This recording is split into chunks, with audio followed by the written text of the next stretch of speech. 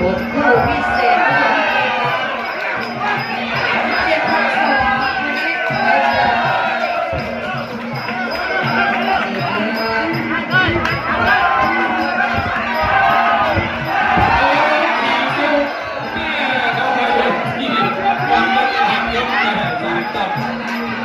เสียเดี่ยวผู้ชายประมาณนี้ก็จะมาเอาคืนได้ไว้สำหรับปล่อยน้ำตัวโอ้ต่อยขวาเวทีลูกทีขวาต่อยไปหน้าต้องทิ้งขวาต่อยขวาต่อยขวาจากขวาผู้เราจะเสียก่อนเดี๋ยวจะมี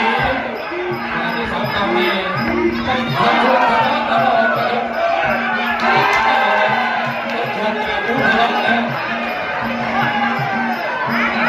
ทะเลาะเองไม่หมดนะ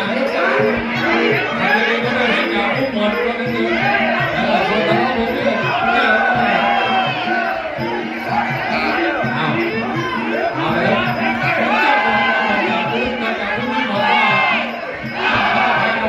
ใครจะหมดใครจะหมด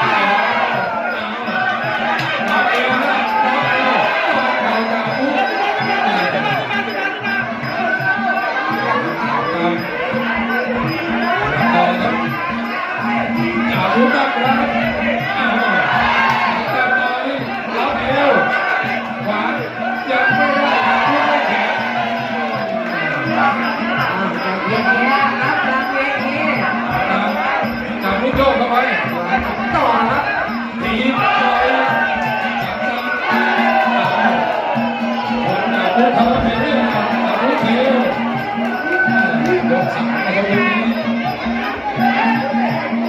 โยกเข้าไปอย่าวุ้บตายลำตัว